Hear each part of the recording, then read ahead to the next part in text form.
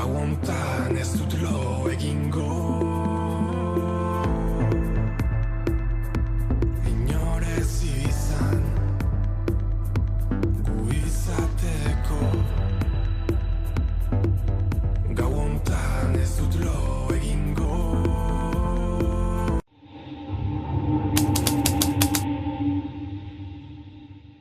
Barkatu, alde zarra? Bai, giga ezkerrera, gero giga eskubira. Entzuten gigazu? Imagigatzen, gigaragarria da. Gigatu zaitez nitaz.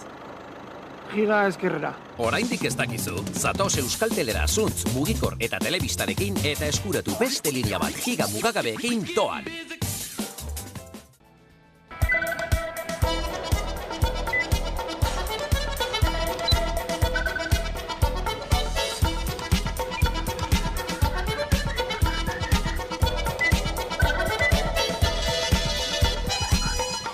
Mila 1926ko gerrako gertakari nagusietako bat izan zen Gernika Lumoren bombardaketa. 1927ko apirilaren 26an Kondor Legio Alemanak eta Italiako abiazione legionariak herri bizkaitarra bombardatu zuten merkatu egun batean, eraikinen 95 suntsitu zituzten osorik eta beste asko kaltetu. Gaur beteko dira 96 urte. Iaz bidali zuen lehenengoz ordezkaria Espainiako gobernuak eta lehenengo ere gaitzetzi egin zuen bombardaketa. Aurten Felix Bolaños Espainiako presidentetzarako eta memoria demokratikorako ministroa joango da oroimen ekitaldietara. 60. urteurrenean eskatu zuen barkamena Alemaniak bombardaketagatik. Eusko Jaurlaritzak urteetan eskatu izan dio Espainiari gauza bera egiteko, baina iaz adierazi zuen Deniz Itxasok Espainiako gobernuak Euskal Autonomia Erkidegoan duen ordezkariak Espainia demokratikoak ez daukala zerikusirik bombardaketarekin. Antzeko ideiei eutsi zion Eneko Andueza PSeren buruak argudiatuz Pedro Sánchezen gobernua Espainiako bigarren errepublikaren oinordekoa dela. Eguerdion guztioi 12 pasata iritsi da gurean gaur magazinari heltzeko unea. Gaurkoan Gernikako bombardaketaren 86. urteurrena izpide. Ordezkari politikoen adierazpenak adierazten Gernikako bombardaketaren urtemuaren inguruko egitarau zabala egiten ari dira egunotan, beraz adi jarraian datozen deialdiei. Gernika!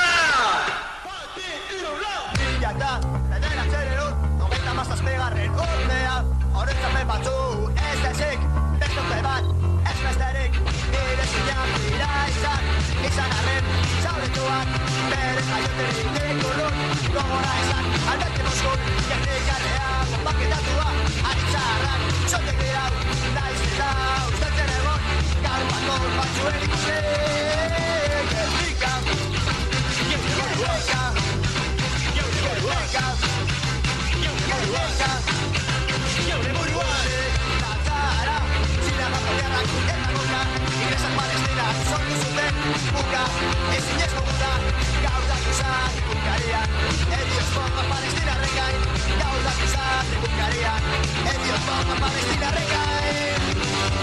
Migata, berrekusideon, 96. urtea, hori hemen baino, ekusi, bestunte bat, ez besterik, Gernika, Gernika,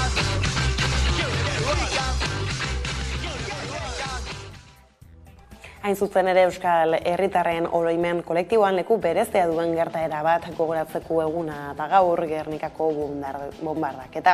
Elkarte memorialistek eta erakundeek urtero egiten dute ekitaldi bat Gernikan Frankok agindutako sarraski hura antzuran eror ez dadin eta aurten ere horrela egingo dute 86.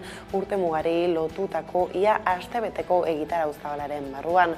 Aurten ordea zerbait desberdina izango da, aurretiaz aipatu legez, Espainiako gobernuak lehen aldiz ministro bat bidaliko du Gernikara. Horrek erreakzio ezberdinak eragin ditu tartean Iñigo Urkullu Eusko Jaurlaritzako lehendakariarena. Eskertu egin du ministroa omenaldira joatea, baina egindako mina aitortzeko eskatu dio estatuari.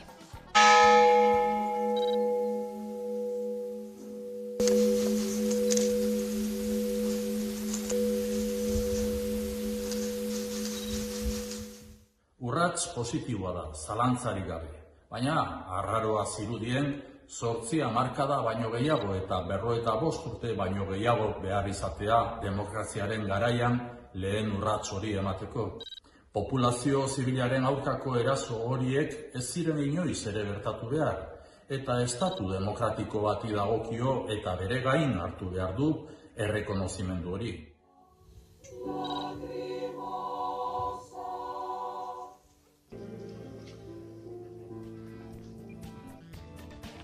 Aipatutako ez gain, Gernika bizirik kantaren bideoklipa aurkeztu du Gernika Memoriaren lekuko elkarteak bideoaren bitartez. Sarraskaren biktima komentzea eta Gernikak bizirik dirauela gogoraraztea da elkartaren asmo nagusia. Ikusi jarraian atal txiki bat. Azaleratu behar dela, lau haizetara edatzea geure lana dela.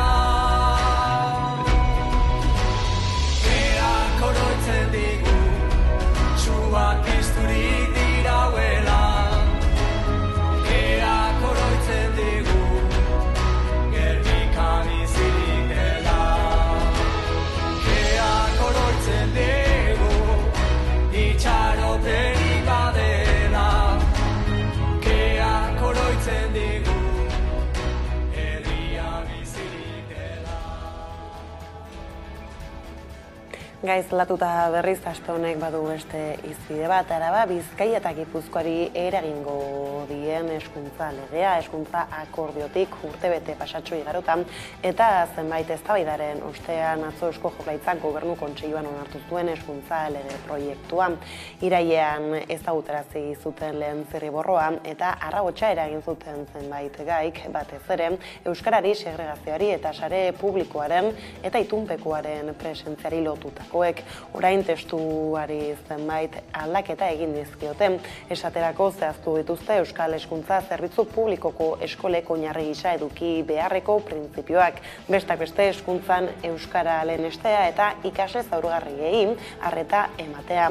Setasunak emateko Jokin Bildarratz hezkuntza sailburuak agerraldia egin zuen, Bingen Zupiria bozeramaila ondoan zuela. Eusko Jaurlaritzak hezkuntza legearen aurre proiektua akordiotik urtebete igarota eta zenbait eztabaidaren ostean onartu du. 2022ko irailean ezagutarazi zuen lehen zirriborroa eta zenbait erreakzio azaldu ziren, batez ere euskarari, segregazioari eta sare publikoaren eta itunpekoaren presentziari lotutakoak. Aste honetan aurrera eraman duten testuak zenbait aldaketa biltzen ditu. Orain tramiteekin hasi behar dalakoa, baina sailburuak ez du argitu legegintzaldi honetan onartuko ote duten.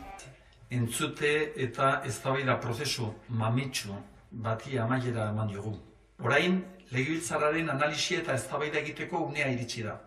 Euskadik lege gaurkotu bat izan dezan, modernoa eta guztion zerbitzura egongo dena. Euskarari dagokionez lehenengo zirriborroan bezala lege proiektuak ez du aipatzen murgiltze eredua, ezta ereduen sistema gainditu dutenik ere. Egungo hizkuntzak mantenduko dituztela adierazi du Jokin Bildarratzek. Azaldu duenez, 3 eredu indarrean daude eta 3 izaten jarraituko dute. Bestalde, derrigorrezko bigarren hezkuntza amaitzerako ikasleek B2 maila lortu beharko dute euskaraz eta gaztelaniaz, eta ikastetxeetako irakasleek aztertuko dute. Horrekin batera, ikastetxe bakoitzak hizkuntza proiektu bat izan beharko du. Azkenik testuak dioenez, euskararen hizkuntzen ikaskuntzarako institutua sortuko da.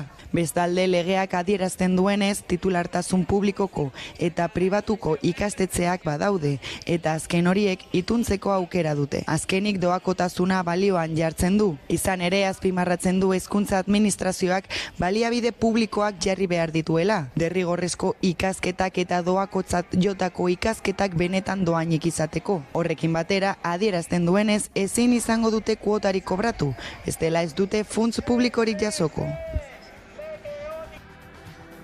Espero zen bezala atzo aurkeztutako testuari kontrako ahotsak altxatu zaizkio, adi jarraian erreakzioei. Hezkuntza legearen aurre proiektua onartuta Jaurlaritzak Legebiltzarrera bidaliko du lege testua tramitazioa hasteko. Azken urte honetan hezkuntza arloko eragileek eta sindikatuek parte hartu dute euren proposamenak eta aldarrikapenak aurkezten. Orain azken testua ezagututa balorazioak egin dituzte. Euskalgintzaren Kontseiluak balorazio orokorra egin du eta kritikatu duenez, aurre proiektuak ez ditu jaso hezkuntza komunitatearen gehiengoak eta sindikatuek euskararen inguruan egindako eskaera nagusiak. Besteak beste azpimarratzen du bi hizkuntza ofizialak menderatzea bermatzea helburu gisa zehazten zela eta orain aurre proiektuak bermatu hitza baino sustatu hitza erabili du. Kontseiluak dioenez zehaztasun falta dago eta hobekuntzak behar ditu. Lege honek euskararen aldeko zehaztasun gehiago behar du. Legeak euskara gehiago behar du. Bestalde sindikatuei dagokienez, elak behin-behineko balorazioa egin du. Sindikatuak dioenez legean azaleko aldaketa batzuk besterik ez dira egin, eta gaur egungo sistemaren betikotzea bilatzen du. Komisiones Obreras aurre proiektuaren aurka azaldu da.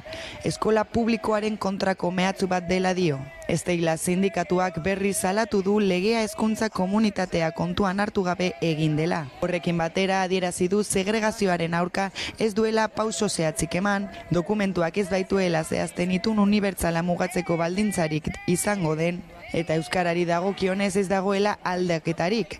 Labek ordea dioenez legeak sindikatuaren ekarpen batzuk onartu ostean, testua hobetzeko eragiten jarraituko du. Azkenik alderdiek euren balorazioa ere egin dute. Sinatzaileak izan da, akordioarenak eta ezagutzea horretik onartuko den testua kezkagarria da. Aukera historiko baten aurrean gaudela euskal hezkuntzaren eraikuntzan jauzi bat emateko. PSEek oraindik zuzendu beharrekoak daudela esan du. Elkarrekin Podemos adierazi du kezkagarria iruditzen zaiola oraindik testua ez ezagutzea. Ta azkenik EH Bilduk balorazio positiboa egin du. Eta hezkuntza aipatu dugula Nafarroara joko dugu orain, bertatik iritsitako azken albisten berri emateko. Leire Martinez kazetaria baitu pantailaren beste aldean. Kaixo, eguerdion, Leire. Kaixo berdin, zer moduz? Ondo, eta tira, orain artean hezkuntza zaritu garela bestelako afera bati helduta, Abartzuzako Zumadia eskolako familiak ikasle kopuruaren igoera dela eta eskolak bizi duen espazio faltagatik arduratuta daude kalitatezko hezkuntza bermatzeko espazioa funtsezkoa dela adierazita. Zein da egoera, Leire? Bai, Nafarroako Lizarraldeko landa eremuan kokatzen da Zumadiako eskola, Abartzuza herrian hain zuzen ere, eta duela urte gutixko eraiki bazen eskola hori, eta bederen hasieran 5 klase biltzeko pensatua zena, aurreikusten da irailean 8 klase izanen direla eta ze pasatzen da espazio gutixkorekin izanen direla hemendik aintzin, bai ikasleak eta bai ikasleak ere bai. Gurasoak hezkuntza departamentuaren gana jo dute, baina ez dute erantzunik jaso eta erabaki dute inguruko eragileekin plataforma bat sortu eta borrokan jarraitzea. Zumadia Abartzuza landa eremuko eskola da. Lizarraldean kokatzen da Zumadia eskola eta bertako familiak kezkatuta daude ikasle kopuruaren igoeragatik. Eta ondorioz, eskolak bizi duen espazio faltagatik. Eskola 5 talde biltzeko eraiki zen, 2 aurrezkuntzan eta 3 lehen hezkuntzan.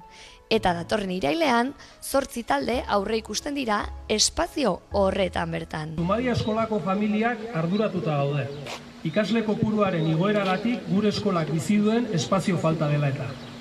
Espazioa funtsezkoa da kalitateko hezkuntza bermatzeko. Eta agerikoa da, baldintza horietan, hezkuntza proiektu ezin dela fundamentuzko kalitate parametroetan garatu. Horretaz gain, hurrengo 5 ikasturtei begira egiten dugun aurreikuspenak esaten digu errealitate berberarekin jarraituko dugula. Hilabete haunitz pastu dira hezkuntza departamentuan honen berri izan zudutiko alditik. Sobera denbora, erantzun ofizialik jaso gabe. Biztanleria galtzeko joera pairatzen duen landa eremu honentzat, bere biziko garrantzia duen osagaia da eskola. Arazo hau konpontzeko borondatea eta elkarlanerako prestutasuna plantan ezarri dute gurasoek. Horretarako, elkargune eta lan tresna izango den plataforma bat sortzeko asmoa azaldu dute. Xedea, Zumadia eskola zaindu eta zonaldeko eragileekin bat egin.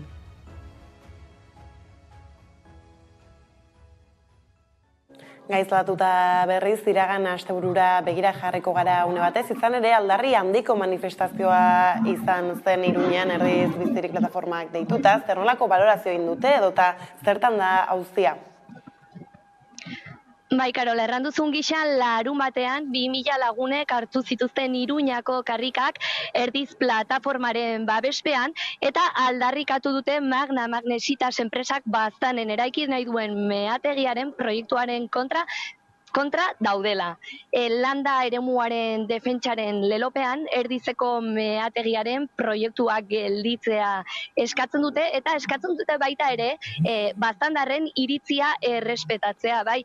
Proiektua lurraren aurkako eraso larria dela diote eta Nafar gobernuari eskatu diote bertan bera utzezala tramitazioa. Gainera, hainbat alderdi, sindikatu eta kolektibok babestu dute larun batean Iruñako karriketan izan zen Erdiz Bizirik antolaturiko manifestaldia. 2000 lagun elkartu dira Iruñean Erdiz Bizirik elkarteak meatze proiektuaren aurka deitutako manifestazioan. Landa eremuaren defentsan lelopean Erdizko meatze proiektua geldiaraztea eta herritarren iritzia errespetatzea eskatu dute. Gure lurrak direnak enpresa pribatu batein manai zaizkio bere interes ekonomikoak nolabait bermatzeko, eta argierak utzi nahi dugu guk hau ez dugula nahi, ez dugula hautatu eta honen kontra egonen garela eta indarrak behar ditugula bildu olako proiektu suntsitzaien kontra aitzeko. Gogora dezagun Magnesitas Navarrasek 2022ko uztailean Nafarroako gobernuan Erdizeko meatze proiektu aurkezteaz gain proiektu hori udalez gaindiko eragina duen sektore proiektu gisa izapidetzea ere eskatu zuen. Eta Magnesitas Navarrasei eran nahi diogu hemen egon garela, aintziran egonen garela, eta ez dugula olako makroproiektu suntsitzailek onartuko, Baztanen ezinon. Honen aurrean hainbat alderdik, sindikatuk eta kolektibok ere babestu dute proiektuaren aurka asteburuan egindako manifestazioa. Lurraren nazioarteko eguna aprobetxatuz, oztopo guztien gainetik Nafarroako landa ingurunea bizirik eta indartsu dagoela erakutsi nahi izan zuten antolatzaileek. Nafarroako gobernuei eskatu nahi diogu herriari hitza ematea, ez gainetik pasatzea, Baztandarrek erabakiko dugu zer nolako baztan nahi dugun. Hortaz gain ere Nafarroako gobernuak obligazioa du Erdiz Natura 2000an eta zaindu beharreko eremu izan da zaintza espazio hori edo esparru hori eta ez du egiten, eskatzen dugu hori egitea eta UGPA tramitazioa bertan bera uztea. Erdiz Bizirik plataformatik azpimarratu dutenez, Baztan ibarra Nafarroako lehen sektorari eusten dion eremu nagusietako bada, eta Erdiz funtsezkoa da maila horri eusteko. Horregatik salatu dute proiektu honek arriskon jartzen duela belaunaldiz belaunaldi iraunkorra izan den bizimodua.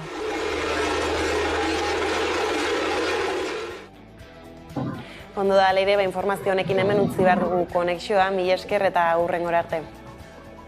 Deus eta izan ongi. Gipuzkoako 5. instrukzio auzitegiak ikertu egin beharko du, ea Zubietako erraustegiak gai kutsagarririk isuri zuen azarotik geratuta zegoen ikerketa auzitegian fiskaltzaren eta gurasosen eskaerak aintzat hartu ditu ordea. Gipuzkoako lurralde auzitegiak eta agindu du batera ikertzeko 2020an eta 2022an Zubietako erraustegitik Arkaitze Errekara izandako isurketak loturak ikusten dituelako bien artean barkatu dudan Arroyok azalduko digu. Gipuzkoako auzitegiak ebatzi du loturak ikusten dituela 2020ko maiatzean eta 2022ko uztailean Zubietako erraustegitik Arkaitze Errekara egindako isuri kutsatzaileen artean. Eta beraz agindu du bi epaitegitan bideratzen ari diren eginbideak ikerketa bakarrean metatzeko, fiskaltzak eta gurasosek eskatu bezala. Ebazpenean auzitegiak fiskaltzaren eskariz isurketa kutsatzeien jatorria zehazteko egindako analisi ikuskapen eta atestatuan oinarritzen da. Ikerketa geratuta zegoen azarotik auzitegian, ikertzeko eskumenik ez zutela argudiatuta. Gipuzkoako auzitegiak baina ikertzeko agindu dio 5. instrukzio auzitegiari, eta ez dagoela egiterako tarterik. Autoa irmoa da, eta haren aurka ezin da errekurtsorik aurkeztu. Gurasos plataformak positibotza jo du albistea, erraustegia sortzen ari den kutsaduraren ikerketa behar bezala bideratzen duela iritzita. Eta nabarmendu du ikerketa bateratu eta sakonagita lortu dela erraustegiaren funtzionamendu okerrari buruz. Lurpeko eta azaleko uren kutsadura oso larria eta iraunkorra eraginduen funtzionamenduari buruz. Gaur-gaurkoz Gipuzkoako hondakinen kontsortzioko zuzendaria eta 4 enpresatako arduradunak daude inputatuta 2020ko maiatzeko isuritok. Testu inguru honetan, larunbaten Lasarte horiatik Zubietako erraustegiraino oinezko martxa egingo dute errausketaren aurkako mugimenduak behituta. Erraustegia airea, ura eta lurra kutsatzen lelopean Okendo plazatik abiatuko dira goizeko 11:00. Agintariei exigitzeko geldi dezatela erraustegia, ez dezatela gehiago hondakinik erre, ez Zubietan, ez Añorgan, ez Bergaran eta ez Inon. Zubietako erraustegiko errealitate kutsatzailea agerian utzi nahi dute. Horren adibidetza jarri dute Arkaitzerrekan gertatutakoa. Maiatzaren lehena langileak kolpatzen dituen egiturazko krisian hitz baten erdian iritsiko da. Izan ere, beharginen bizi kalitatea okertzen ari den bitartean, kapitalak irabaziak metatzen jarraitzen duela salatu dute sindikatuek. Eta testuinguru horretan, langileen nazioarteko egunean kalera ateratzeko deia egin dute sindikatuek, greba eta borrokaren garrantzia aldarrikatzeko. Maiatzaren lehena, langileak kolpatzen dituen egiturazko krisi betean helduko da. Izan ere, langileen bizi kalitatea okertzen ari dela salatu dute sindikatuek. Krisi ekonomiko eta soziala, zaintza krisia, larrialdi krisia, guzti horiek bata bestearen atzetik eta langileen, herritarren bizi baldintzak okertzen, kaskartzen ari dira. Gora egin du gainera egoera zaurgarrian eta pobrezian dauden herritarren kopuruak. Eta bien bitartean, kapitalak irabaziak metatzen jarraitzen ditu. Langileak desjabetzen direnean, enpresen irabaziak, banketzenak, zaintzarekin negozio egiten duten enpresenak, edo likagai banaketa kate handienak gora doazela ohartarazi dute. Gure gobernuen inakzioa eta bestetik blokeo patronala. Patronalak oztopatzen ditu gaur hitzarmenen negoziazioa. Era berean, M-bata soldaten eta pentsionaldeko defentsan murgilduta dator. Eta testuinguru horretan soldatak igotzeko, prezioak jaisteko eta aberastasuna banatzeko neurriak lortzeko antolakuntza, greba eta borroka sindikalaren garrantzia nabarmendu dute sindikatuek. Ere, azpimarratu nahi dugulako borroka sindikalaren eta grebaren balioa. Borroka sindikala eta greba lotuta daudelako lorpenekin. Ez dagoela eraldaketarik, patronala eta instituzioak horretara behartu gabe. Ez dagoela eraldaketarik, konfrontaziorik gabe, aktibazio sozialik gabe. Euskal sindikatuek bakoitzak beraletik deitu dituzte langileen nazioarteko eguneko protestak. Elak borrokan irabazteko lopean mobilizazioak egingo ditu Iruñan eta Bilbon. Labek berriz 8 protesta antolatu ditu. Baionan, Bilbon, Donostian, Gasteizen, Iruñan, Maulen, Eibarren eta Duteran. Egiteko beste modu bat lopean. Komisiones Obreras eta UGT sindikatuek baina manifestazio bateratuak iragarri dituzte. Eta soldatak igo, prezioak jaitsi irabaziak banatu goiburupean kaleraterako dira Iruña, Bilbo, Donosti eta Gasteizen.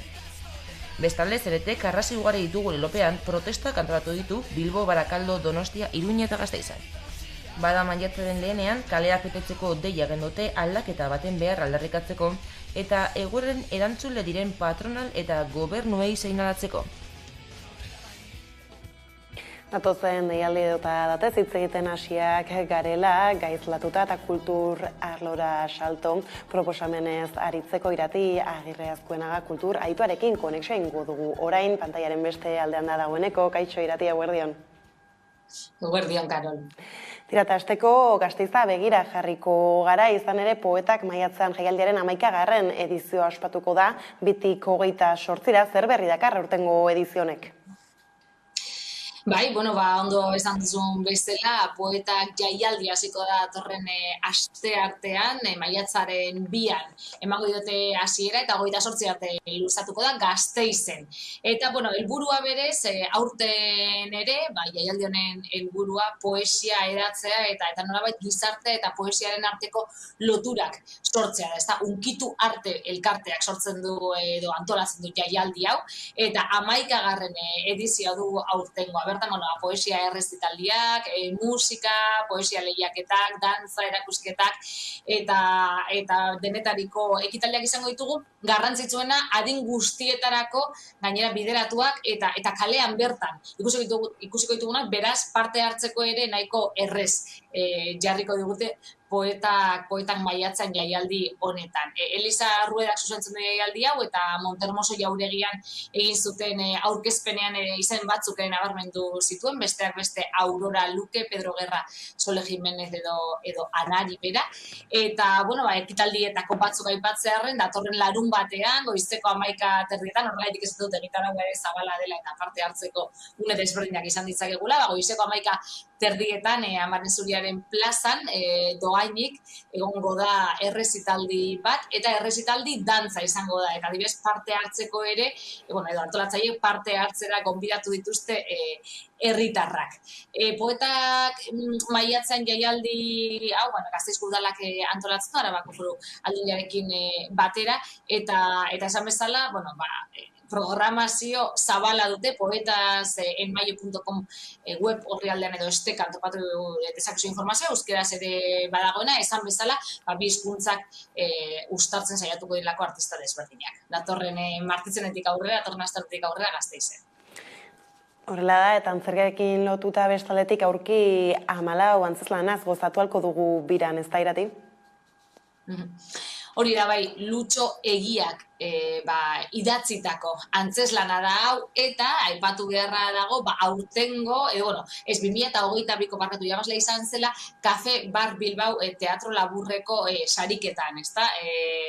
Kafe Bar Bilbaoek zuzentzen duen sariketa honetan. Mikel Martínez da antzeslea, eta aurretik ere, behin egin zuten, aurretik antolatzen diren beste jaialdi, teatro laburreko jaialdi batzuetan, baina atorren ostegunean biran bertan, arratsaldeko 8:00 ikusteko aukera izango dugu. Eta zer kontatzen du Lutxo Egiaren testu honek, eraikin bat, hiri batean, 14. solairuan, terraza bat, eta gizon bat dago bertan. Notarioa da, eta bere bezero baten zain dago, baina bezero horren suizidioa egiaztatzera doa nolabait, ez da ohiko lana, baina notarioa denez hortara mugatu behar da. Eta ohartarazi diote English suizidio baten aurrean gaudela. Zer da hori? Deskubritzeko datorren ostegunean joan beharko duzue bira kulturgunera, arratsaldeko 8:00. Hori da, interesadunak bertaratu dadila, eta horretaz, aparte 3. urtez, senyora bertso sariketa antolatu dute, zenbait bertsolari eta bertsozale feministak. Maiatzaren 6an abiatuko da Bilbon, zer duzu honen bueltan nabarmentzeko? Bai, Bilbon eta Erratzun izango dira lehenengo kanporaketak, eta finala maiatzaren 27an, zapatuan, larunbaten jokatuko da Oñatin. Eta, esan bezala hori datorren larunbatean abiatuko da, 12 bertsolarik parte hartuko dute, emakumeen era hegemonikoak ez direne gainontzeko genero identitateen ikusgarritasuna bilatzen duen lagun arteko txapelketa da hau, eta, esan bezala 2 urte lehen, senyora sariketa antolatu zuten, hainbat bertsolari eta bertsozale feministak, eta, berez, bertso plaza berriak sortu, eta emakumei eta aspiratutako identitatei ere ikusgarritasuna ematea da helburua esan bezala, ezta? Aurten, antolatzaileek azaldu duten, 3.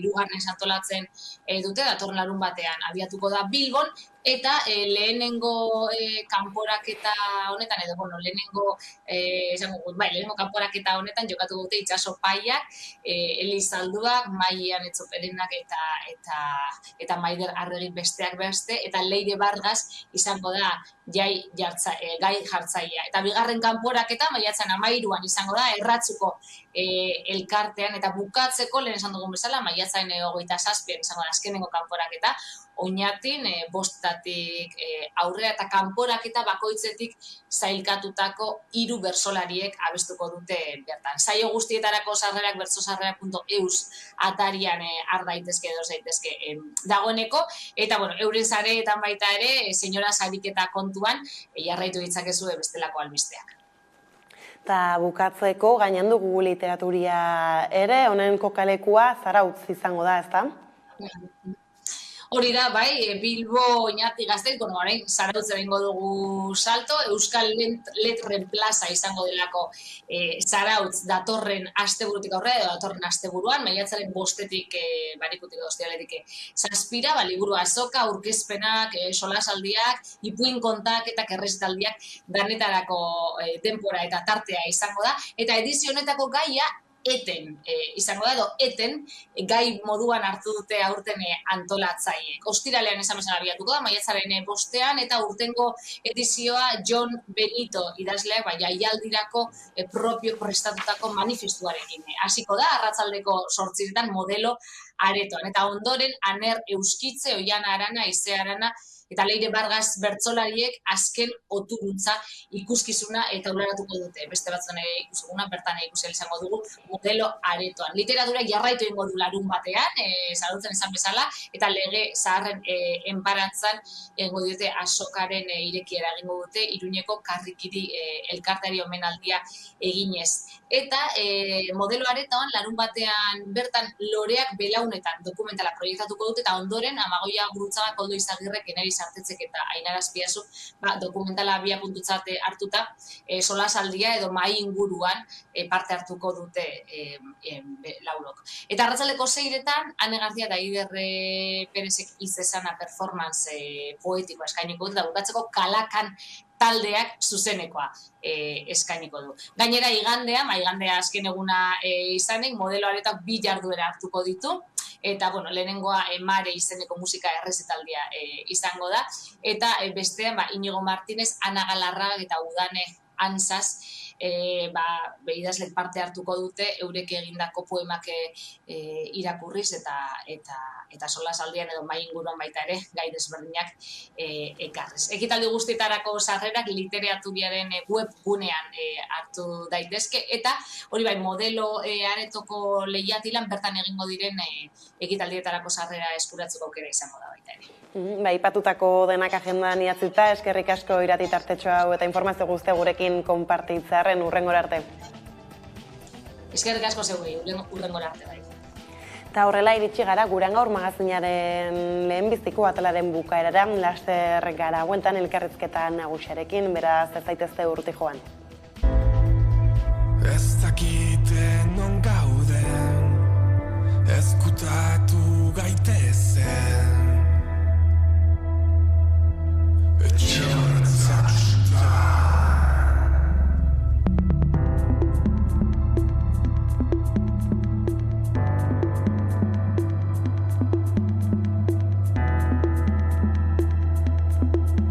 Gauontan ez dut lo egingo, inorez izan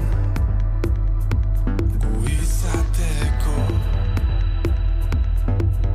Gauontan ez dut lo egingo.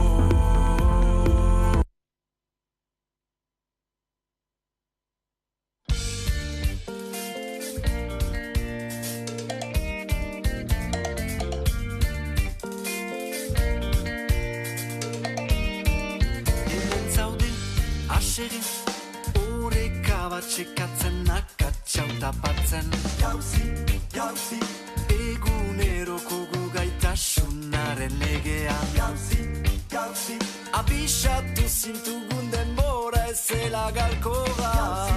Jauzi, ez ginen agitu erori zirenean. Abisuak emanaren burutik joaiten zira.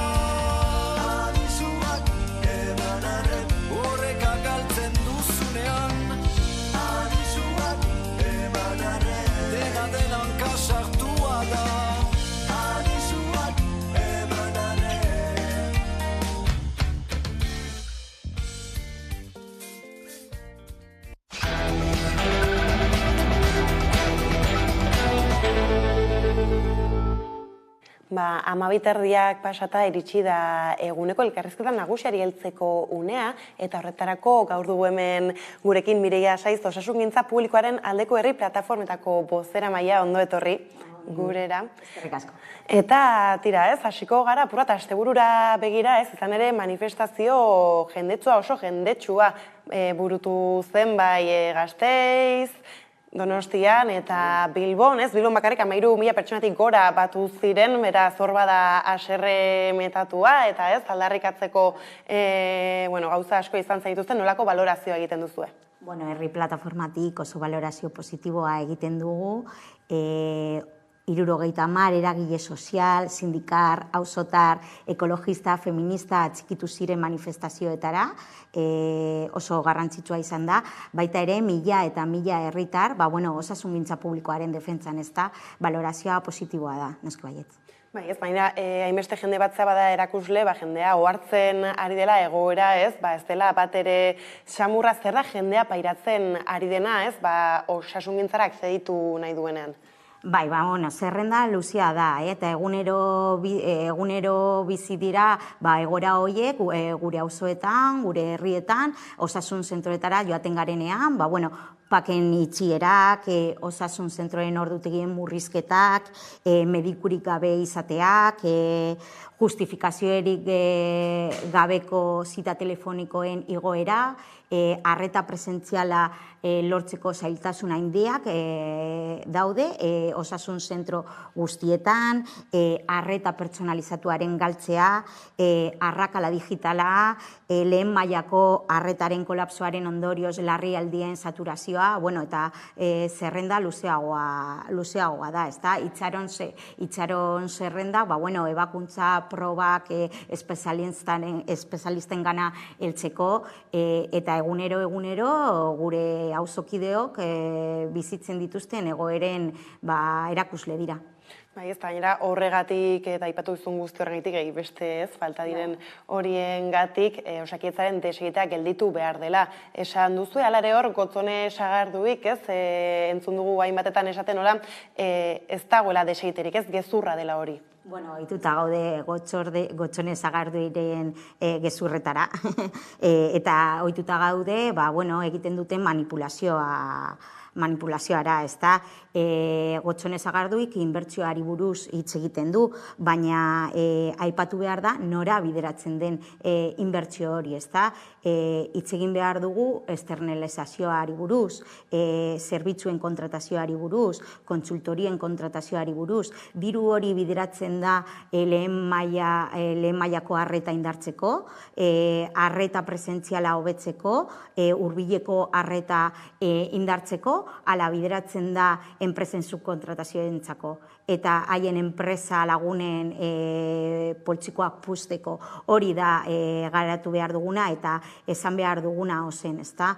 Dirua nora bideratzen da, inbertsio hori, bai, baina heltzen da herritarrengana, ala ez, eta errealitatea astuna da, ez da heltzen eta egunero bizitzen dugu. Ez da, aurren azkenean aldaketa abiatzeko plantatzen dena edo duzuena simplea da, ez? Kalitatezko eta hurbilekoa izatea, ez? Nolako osasungintza nahi dugu? Nahi dugu hurbileko osasungintza integrala, unibertsala eta 100% publikoa, ez da, irisgarria, egokituta, eta, 100% publikoa izatea, eta denon eskura, ez da, ez da privilegio bat, osasun eskubidea unibertsala izan behar da, eta hori da bereziki eskatzen duguna. Baina hor, lehentxeago desegiteaz aritu gara, baita ere ez privatizazioa, eta barrak aipatu dituzu eta esana duzu ere plataformatik nola desegite programatua edo ez, prozesu hori pentsatua dela ez, zergaitik edo zer esan nahi du horrek? Badago hoja de ruta programatu bat, osasungintza publikoa desegiteko, osasungintza publikoa argaltzeko eta osasun pribatua gizentzeko, ez da, pertsonek osasun arazo bat dutenean, arreta behar dute eta erantzunak behar dute, eta osasun publikoan ez badituzte aurkitzen, osasun pribatura jotzen dute, ez naita baizik eta larrialdiaren ondorioz edo erantzun horren beharraren ondorioz, azkenean klinika pribatuetara eta mutuetara bideratzen da, hori igoera hor dago. Orduan, badago programazio bat hori osasun publikoa argaltzeko, desegiteko eta osasun pribatuaren mesederako.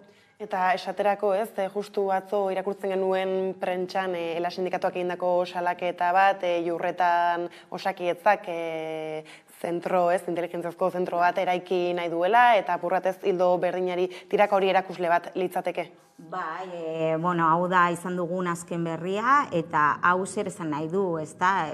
Behitu haiek nola bihurritzen dituzten hitzak, datuak, ematen duten informazioa, azkenean zer esan nahi du hori biltegi horren sorpena, enplegu publikoa eta kalitatezkoa suntsitzea, enplegu prekarioaren alde, ezta? Osea, pertsonal propioarekin eramaten diren biltegiak iztea, eta zerbitzu hori subkontratatzea, enplegua prekarizatuz, eta hori enpresa pribatu baten eskuetan usteko. Hau da, adierazle nagusi bat, ezta? Eta gauzak horrela iren artean, besteak beste, Sagarduik berak, edo osasun sailak, fokoa jartzen du besteak beste langile faltan, ez hor? Zein da egoera, izan ere hor datu batzuk badaude eta ikusi dugu nola urtarrietik otsaiera Osakidetzak 3.705 langile kalean utzi zituen, ez? Honek jardunaldi osoko langileak zirelarik. Haien gezurren beste adierazle bat da, ezta? Ikusi dugu nola badagoela plantilla, pertsonala, ez dela dena konpontzen medikuekin, behar dugula beste pertsonal mota bat, denetarikoa, ere biltegietan lan egiten dutenak, eta ikusi dugu nola enplegu publikoa suntsitzen dutela, eta enplegu horiek beharrezkoak direla, hori lehen arreta indartzeko, eta dauden arazo strukturalak konpontzeko, baina horretan ez dute inbertitu nahi. Enpresetan bai, baina pertsonalan eta kalitatezko kontratuetan eta plantillan ez. Hori da salatu behar dena. Ez da, esan dugu ez, nola Jaurlaritzak fokoa baduen batetik justifikatzerako orduan plantillan bertan, eta beste bat ez bada pandemia. Oraindik ere pandemia behin eta berriro entzuten dugu, ez? Nola Osakidetza oraindik ere rekuperatzen dabilen, pandemiak utzi takotik, ala ere badira ez hainbat datu eta arartekoak berak esan daren nola pandemia aurretik ere egoera ez zen guztizona edo nahiko genukena bezala. Azkenean pandemiak eragin duena da hori desegite programatu horren azkartzea, baina egoera hor zegoen, apur bat izkutuan, agian ez ginen hain konstiente, zegoen egoeraz, eta pandemiak hori azalaratu egin zuen, baina egiturazko arazoak bazeuden hor, eta pandemiak azkartu edo areagotu egin du prozesu hori, eramaten zuten prozesu hori azkartzea.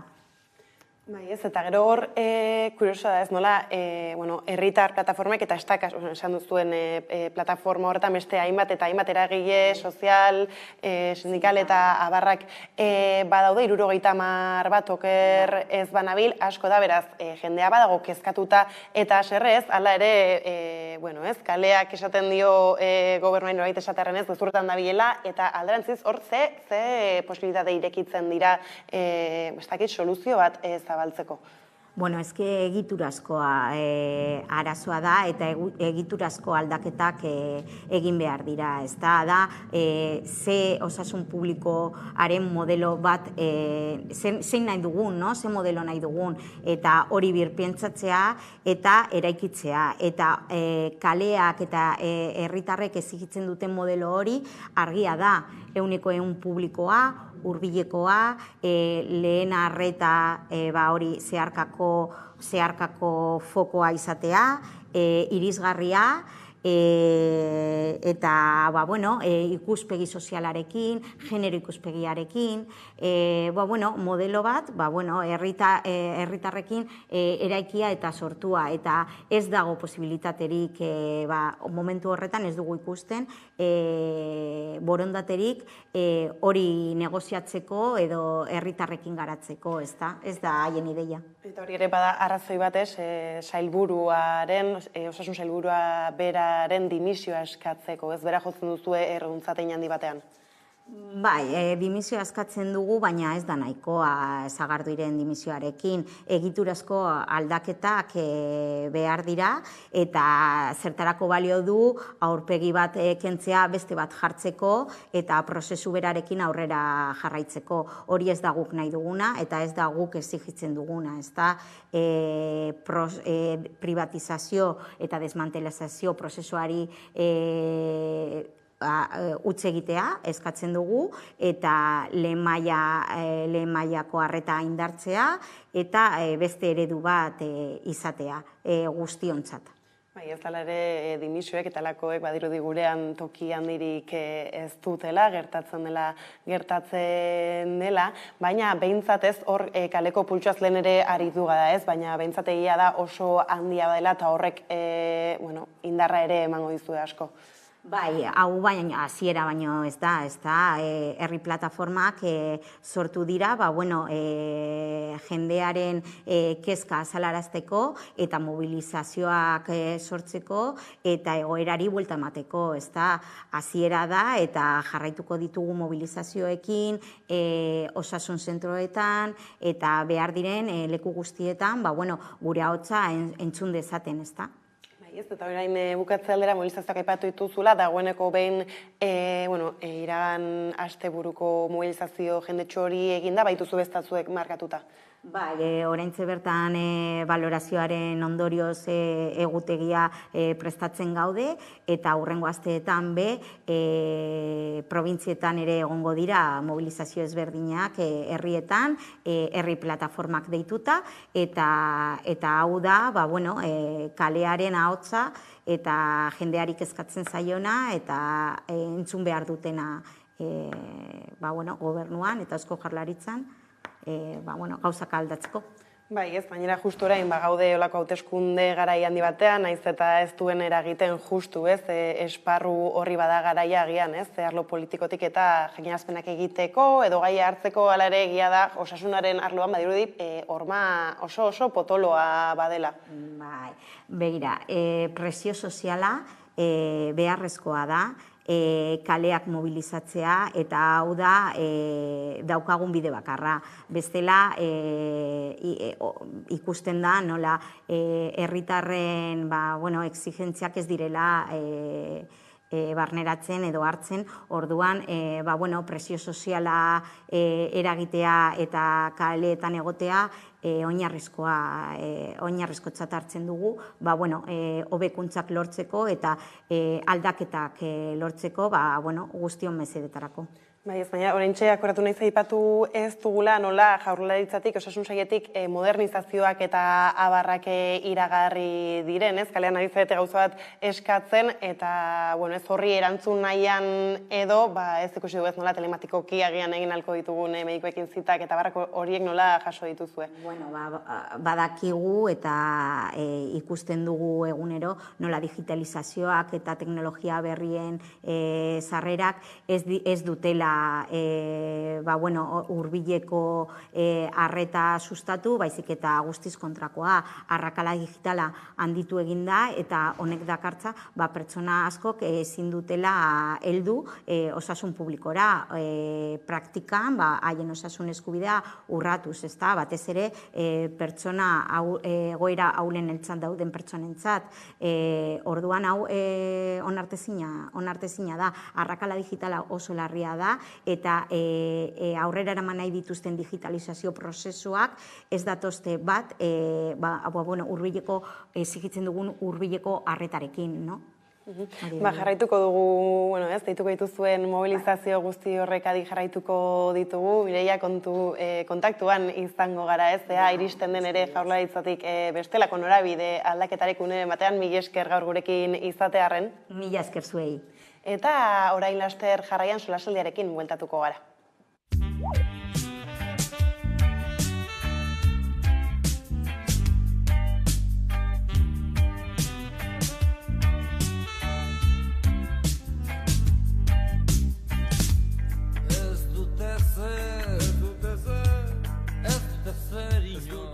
Ekoalde irabazi asmorik gabeko elkarte bada. Ekoalde ekoizle ekologikoek sortutako elkartea da. beraiek zuzenean. Eta hori da, akaso beste hainbat proiektuetatik aldentzen gaituena. Normalean kontsumitzaileak elkartzen dira, kasu hontan dira ekoizleak batzen direnak helburu argi batekin. Eta da, beraien komertzializazioa eta distribuzioa modu bateratuan egitea. Bakoitza bere egin baino, nola denon artean, egoerak probestu eta baliabideak probestu, benetan azkenean beraientzat ezinbestekoak diren prezio nahikoak bermatze aldera. Ekoalde gaur egun 76 bazkide ditu, eta ekoalden sartzeko elementu nagusia bada Nafarroan ekoitzi edo laboratzea. Beraz, Nafarre elkarte bada.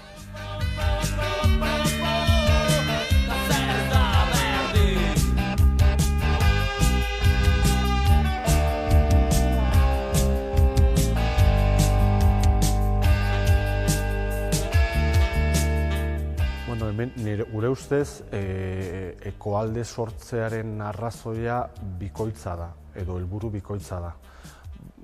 Ekoalden dauden bazkideak, alegia ekoizle ekologikoak, bat egiten dute helburu batekin, eta bada elikadura sistemak berlokalizatzea.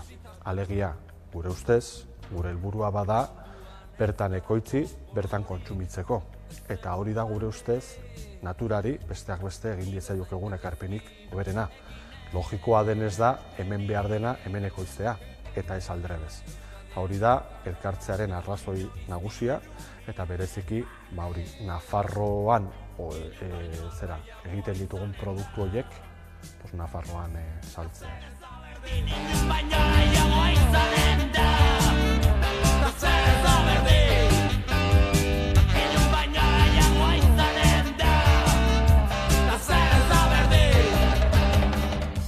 Ekoalden 3 salmenta kanal ditugu. Norbanakoi saltzen diogu, etxetaraino eramaten dugu. Bigarrenik dendak, kontsumo taldeak, tabernak, hori nolabait profesionalak edo minoristak deitzen diogu bigarren kanal hori. Eta 3. eta momentundan ekoalderentzat handiena dena kolektibitateak dira. Kolektibitateak dira ospitalak, eskolak, fabrikak, jantoki kolektiboak. Horiek dira gu gaur egun aurrera eramaten ditugu kanal nagusiak. Ez dut ezer esateko, ezin zaitut bisitatu, berangoak ez ditirurik ematen, zintzailena, zintzailena Gure ustez, ekoaldek badu bertute bat. Igual beste herrialde batzuetan ez dagona. Eta da, zorionez, Nafarroan, ekologikoan, badugu segurako dibertsitatea. Eta ekoalderen barruan, familia produktu guztiak aurkituko ditugu. Hori da gure ustez, zerbitzu egoki bat emateko bide bat ere. Alegia, norbanakoari, dendei, nahi duen guztiei, barazkiak, fruta, arrautzak, haragia, denetarikoa, arraina hemen ez dago Nafarroan, baina hori kenduta beste guztia ekoalden lortu daiteke.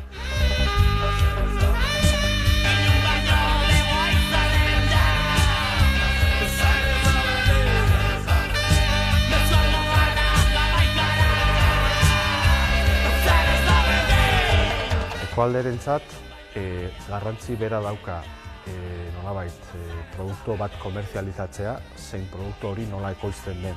Horregatik, gure elkartea apostu agroekologiko edo hildo agroekologiko bat badu bere baitan, ez?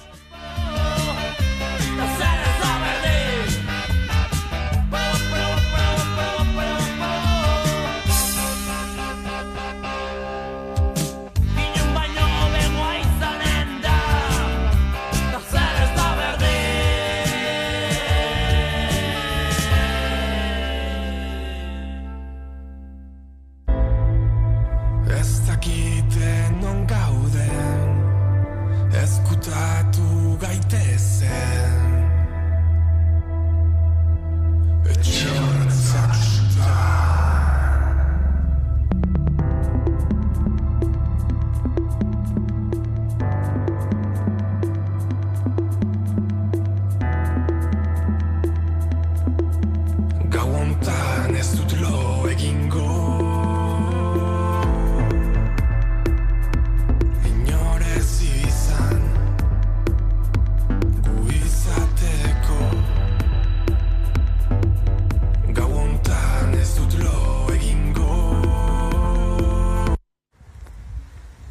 Amaika telebistako ikusleok, Sergio naiz, Amuma taldeko teklista, eta Urdina bideoklipa ikustera animatzen zaituztet. Hane MJ eta hane Zugazak zuzendutakoa. Bizi musika saioan ikusgai izango duzue, beraz ikus ezazue. Agur!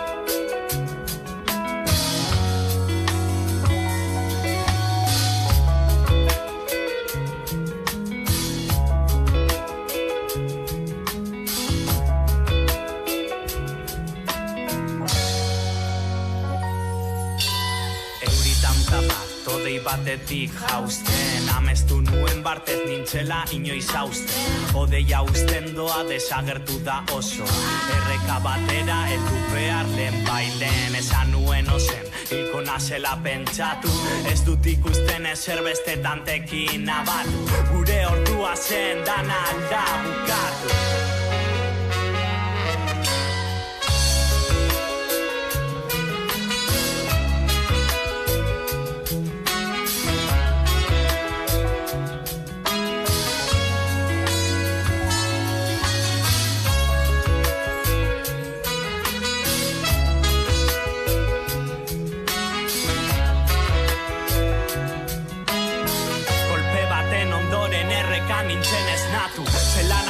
Itzen bidez ikusten nuena, korronteak nau kontrolatu izango balitz zirena. Bombota kutsak esan zidaten eskutsatu, hartu ja mi lucha musika biderik onena.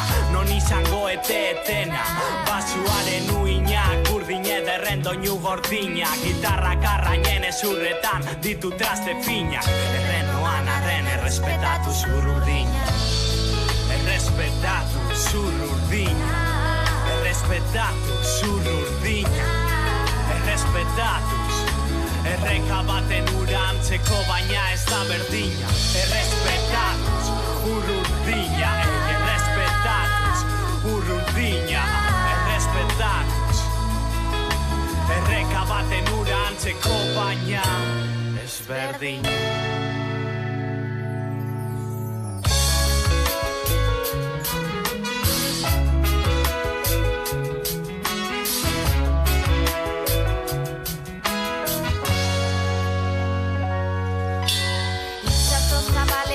Izateko aukera, pertsona desberdinak musika maitatzera, denoko azaltzera, baina batzuk atzera, ezer konpondu beharrean, kateak apurtzera. Musika kontrolatu gaitu, txikitatik izan da eredu eta maizu. Zuteak pasatuz instrumentu ez gozatzen dugu momentu bakoitza. Bizten gaitu, gure bihotzaren barnean daukazuna, ateratzea da ondo sentitzearen berdina horregaitik base hau, letra solteetan ateratzen dugu instrumentuen oihartzuna. Erritmoa jarraituz, bongo kutxa sentituz, ez nahi inoiz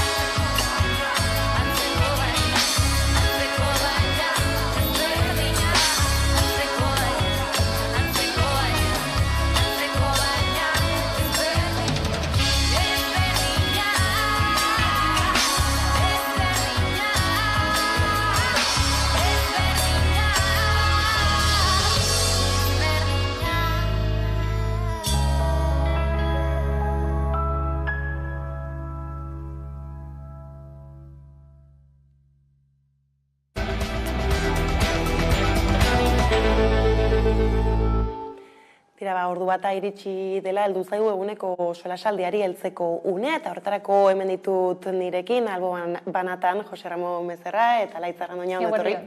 Bioi. Eta hasteko hezkuntza legaz hasiko gara hitz egiten, daukagu bideo bat hasteko, edukiarekin berarekin ikusiko dugu horrela heltzen diogu gaiari.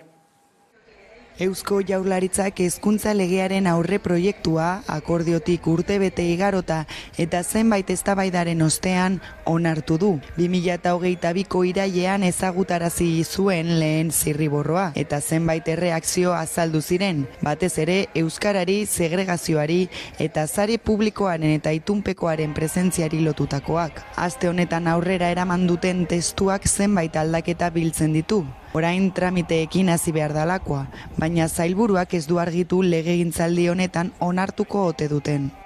Entzute eta eztabaida prozesu mamitsu bati amaiera eman diogu. Orain, legebiltzarraren analisia eta eztabaida egiteko unea iritsi da. Euskadik lege gaurkotu bat izan dezan, modernoa eta guztion zerbitzura egongo dena. Euskarari dagokionez lehenengo zirriborroan bezala lege proiektuak ez du aipatzen murgiltze eredua, ezta ereduen sistema gainditu dutenik ere. Egungo hizkuntzak mantenduko dituztela adierazi du Jokin Bildarratzek. Azaldu duenez, 3 eredu indarrean daude eta 3 izaten jarraituko dute. Bestalde, derrigorrezko bigarren hezkuntza amaitzerako ikasleek B2 maila lortu beharko dute euskaraz eta gaztelaniaz, eta ikastetxeetako irakasleek aztertuko dute. Horrekin batera, ikastetxe bakoitzak hizkuntza proiektu bat izan beharko du. Azkenik testuak dioenez, euskararen hizkuntzen ikaskuntzarako institutua sortuko da. Bestalde, legeak adierazten duenez, titulartasun publikoko eta pribatuko ikastetxeak badaude, eta azken horiek ituntzeko aukera dute. Azkenik doakotasuna balioan jartzen du. Izan ere, azpimarratzen du hezkuntza administrazioak baliabide publikoak jarri behar dituela. Derrigorrezko ikasketak eta doakotzat jotako ikasketak benetan doainik izateko. Horrekin batera, adierazten duenez, ezin izango dute kuotarik kobratu, ez dela ez dute funts publikorik jasoko. Tira, ez gai ezberdinak badira hor barruan, sakonduko dugu ez, laster, segregazioaz, euskaraz, publikotasuna, zala ere lehenengo inpresioak nolakoak izan dira zuentzat. Nik uste dute instituzioak oraindik ez dutela ulertu hezkuntza publikoa zerbitzu publiko bat dela, ez? Eta nik uste dut hor badaudela bi ikuspuntuak, ez? Bai lehenengoa da zerbitzu erabiltzaile moduan, ez? Ze hor hitz egiten ari da segregazioari buruz eta holan, baina eske ara begira joaten da, ze azken finean adibidez, aurre hezkuntzan, ez? Osea, zuk nahi baldin baduzu zure umea sartu olako batean, ez? Errentaren arabera muga jartzen dizut, ez? Baldin badeko errenta bat altua, zerbitzu publikotik gelditzen zara, eta orduan zer egiten dute horrekin, ez? Zu pribatu batera eramatea zure umetxoan, ez eta zuk nahi izatea umea jutea publiko batera, hortikat gelditzen baldin mazara pribatu batera joango zara, berez, zerbitzu publikoan daudenak, izango dira, hori, baztertuta dauzen familien seme alabak, ez? Hor geto bat sortzen da, hori alde batetik. Eta gero, bai, badakit eta kopurua bat jarri dute, ez, kontzertatuetan, familia pobrentzako, txarto esan da, ez? Eta orduan egiten duzuna da zerbitzu publikoa geldituko dela geto bat moduan eta bestea elitizatu egingo dela, ez? Hori alde batean. Eta gero beste aldean ikusita irakasle modun edo ikastetxetan lan egiten dugunok, bai ikusten duguna da euskara dela eta, zen ikusten dut hori da izan dira, ez? Segregazioa eta euskara dagokionez nik uste dut funtsezko, ez dakit, marra gorriak edo, irakasle moduan ikusten duzu nola atzerritik etorritakoak eukiko dutela 2 urte, ez, salbuespen moduan euskeraz emateko ikasgaiak, baina ez badugu ondo erabiltzen denboraldi hori umeak edo ikasleak barneratzeko ez bakarrik euskara hizkuntza modun baizik eta euskara munduan eta kultura, helduko gara debeatzera ikasle batzuekin, ez dakitenak ikasgai bat aurrera ematea euskeraz. Horrek ze suposatuko duen, D eredua okertu egingo dala, galduko dala, edo haiek joango direla berriro kontzertu batuetara, beraz gauza bera gertatuko da. Eta azken gauza nik azpimarratu nahiko nukena da, hau onartu da orain, ez? Eta esarri nahi dute orain, orduan nahi dutena da, karga bikoiztu irakasleen gainean, ze orain irakasleek bermatu beharko dute proiektu hau, eta programa aldatu, ebaluatzeko moduak aldatu, azken ebaluaketarako. Gustu dut, hau, ez dago oso ondo pentsatuta. Zuri nolako sentsazioak sorra zizkizu? Alaitzek aipatu ditu geure hezkuntzaren bigako, da alde batetik segregazioa eta bestetik euskararen egoera eta nola bultzatzen dugun. Beste erronka batzuk ere badaude, eta atzo aurkeztu zen lege berriak erantzunak ematen omen ditu gauza horietara. Nik lehenik eta behin aipatu nahi dut prozesua luzea izan da, baina adostasunaren bila edo adostasunaren mesederako prozesu luze horiek behar dira. Eta ikuspuntu horretatik nik ondo ikusten dut legeak eman duen ibilbidea onaino iristeko, bai?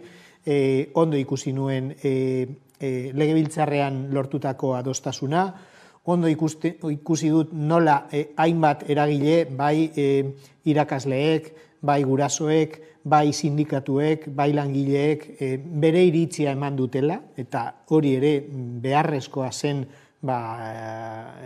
legea aberasteko. Eta orain gaude, azken puntuan, legebiltzarrean onartu behar dugu eta osatu behar dugu lege berri bat. Gabonetan nik esango nuke ez ginateke onaino iritsiko, ze garai hartan ikusi zen aurrekontuak ikusita, ikusi zen nola EAJaren jarrera bazirudien akordioak apurtzeko joera bazuela, baina ez zorionez ez da gertatu, legea iritsi da eta orain hasiko da azken fasea, bai?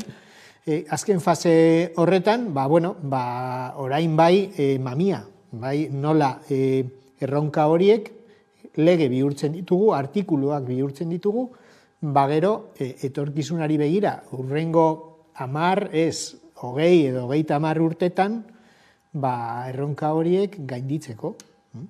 Bai, ez baina justu prozesua bera aipatu duzula, ez, Bildarratzek esaten zuen, ez, eskatzen zien erakundei eta, bestelako alderri eta modu zabal batean, ez, begiratzeko legea bera, baina askok, ez, esan dute, aditzera eman duela, ez, azkar zarratu nahi duela ere, kapitulu hau nola baita, ez, eta horrek ondorio kezkagarriak izan ditzake. Bai, ematen du, zuk esaten zuna, ez, igual prozesua egokia esan dela, baina azken momentuan dago sprint bat, ez, betiko moduan, eta orduan gauzak ez dira ondo izten, ez, hainbat mobilizazio egon dira kaleetan, eta ikusi ditugu bideoan argi eta garbi, non ikusten dela oraindik ekarpenak egon daitezkela, eta orduan zergatik izten dela momentu honetan, eta zertarako, ez, gero nik uste dut, gainera, lehen aipatu doana, ez, orain, lege berri bat esartzea ez dauka zentzu handirik, suposatuko duen lankargagatik, eta bebai, ez oratzeko ikasleak, irakasleak, gurasoak, azken finean, kurtsoa amaieran gaude, eta hau utzi alzan, urrengo kurtsoan, ondo, behar den moduan, lantzeko eta esartzeko, eta ez momentu honetan, presaka, ez? Eta gero nik bai aipatuko nuke, bai gure instituzioak dauzkaten erronkak, ez? Eta erronka simpleak, azken finean, eskolak ikusten baldin baditugu Bilbo batean, ikusten duzu, nola infrastrukturak ez direla bat ere onak, ez? Batzuk neguan hotza pasatzen dute, berogailloak ez daudelako, edo ez dutelako funtzionatzen egin beharko dute bezala, eta beste aldetik, itzera pasatzen dute, udan, hori ez dagoelako ventilazioa ondo egina. Orduan, horrek ere markatzen du aldea, ez? Zuk umea, zure alaba, zure semea apuntatzerakoan, ikusi behar duzu infrastrukturak ondo daudela, beste motatako zerbitzuak daudela, adibidez hori el madrugador edo hori usteko umeak lehenago, Dinot, nik uste dut irakasleak, batez ere eskola publikoan oso onak dira. Osa, dinot, kalitatezkoak dira. Baina beste gainontzeko guztia instituzioen esku gelditzen da. Eta nik uste dut da, beraien lana hori egokitzea eta hobekuntza bat egotea, benetan pribatua edo kontzertatua eta publikoa horrekan mantentzeko, eta nik uste dut hori inbertsio bat egin beharko dela eskola publikoan edo hezkuntza publikoan, eta joateko bestea desagertzen, ez? Dinot. Osa, guztiok eta holan eskolak eta ikastetxeak orokorrean jende anitz batekin osatutakoak egongo lirateke, eta ez gaur bezala geto moduan, ze batzutan hori bebai, kezkatzen dute gurasoek, eta orduan ez duten nahi eskola batean apuntatzea, eta igual egiten duten apostua da hori kontzertatura edo pribatu batera apuntatzeko beraien umeak. Horrekin zer lortzen da, gaur egun, goizean goiz ikusten dituz hainbat autobus, umeekin, eta joaten dira beraien auzoetatik at. Eta nik uste dut hori ezin dugula onartu, ze azken finean horrekin lortzen duzuna da, elkar bizitza apurtzea, auzoko bizitza apurtzea, ze azken finean haiek gelditu nahi baldin badute beraien ikaskidekin joango dira beste espazio batera, eta ez dira geldituko beraien auzoetan. Orduan nik uste dut apostua izan beharko dela hori, hezkuntza publikoa indartzea. Sartuko era puntu horietan lasterrala ere prozesuaz gabiltzara uste duzu, hauteskunde giroan egotak nahiz eta berez ez dion eragiten horri zuzenean datorren eztabaida edo geratzen den hori kaltetu dezakela? A ber, justu momentu honetan, momentu egokia da alderdi bakoitzak bere ziak eraikitzeko, ez da? Alderdi sozialistak, bai elkarrekin koalizioak, adierazi dute, haizu, hau ez da sinatu genuena, bai? Ikuspuntu horretatik, igual, bai, baina lege horren tramitazioa nahiko luzea izango da. Izango da iaia urtebetekoa. Orduan, Alaitzek aipatu duena, justu prozesuaren amaiera, ez du eta larri egin behar du, hori bai kezkagarria.